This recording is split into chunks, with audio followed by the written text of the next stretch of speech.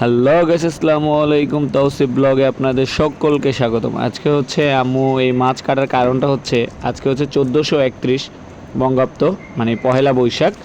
আজকে বৈশাখ মাসের প্রথম দিন, তাই হচ্ছে আজকে ইলিশ মাছ আর পান্তা ভাত হবে। আর আমরা এই মুহূর্তে আছি গ্রামের বাড়িতে, এই জন্য আম্মু এগুলো রান্না করছে যাতে আমরা সবাই মিলে আনন্দ করতে পারি।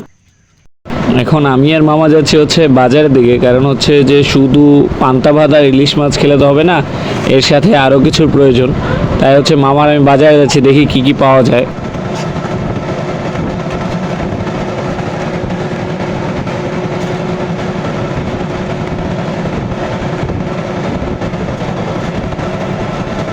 আজকের পহেলা বৈশাখ উপলক্ষে মামার আমি হচ্ছে গরুর গোস্তর দোকান থেকে গরুর গোস্ত নিয়ে নিলাম।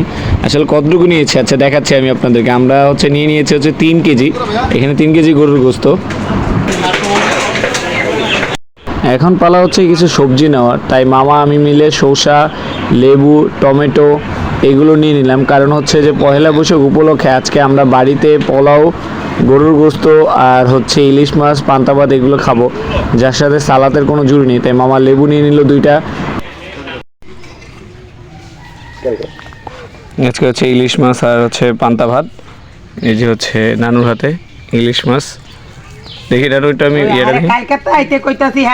এটা হচ্ছে ইলিশ মাছ আর হচ্ছে ডিম, ইলিশ মাছের ডিম। আর এখানে হচ্ছে গরুর গোস্ত আর হচ্ছে যেটা মামা আর আমি খাইতে বসে পড়ছি, কারণ আমরা ইলিশ মাছ আর ইয়ে দিয়ে পান্তা ভাত দিয়ে। আরে না এডি এত জাল না, এডি না ওই যে মশলাটি আছে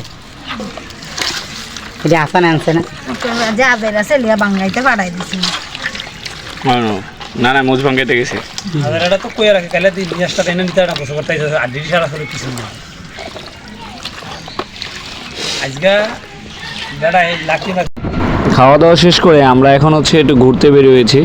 আমরা সকল ভাই বোন মিলে একটু ঘুরতে বেরিয়েছি, কারণ হচ্ছে আপনারা যারা মতলবে থাকেন, মানে যাদের বাড়ি চাঁদপুর মতলবে, তারা জানেন যে মতলব উত্তরে একটা ঘোরার জায়গা আছে, সেটা হচ্ছে একলাশপুর লঞ্চ ঘাট। ওইখানে হচ্ছে খুব ঘোরার একটা সুন্দর জায়গা। আমরা এখন ওইখানের দিকেই যাচ্ছি।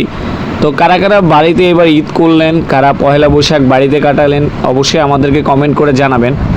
আর আমার ভিডিওগুলো যদি আপনাদের ভালো লেগে থাকে অবশ্যই চ্যানেলটাকে সাবস্ক্রাইব করে দিবেন, আর অন্যদেরকে দেখার সুযোগ করে দিবেন, যাতে শেয়ার করে দিবেন, যাতে হচ্ছে ভিডিওগুলো অন্য কেউ দেখতে পারে।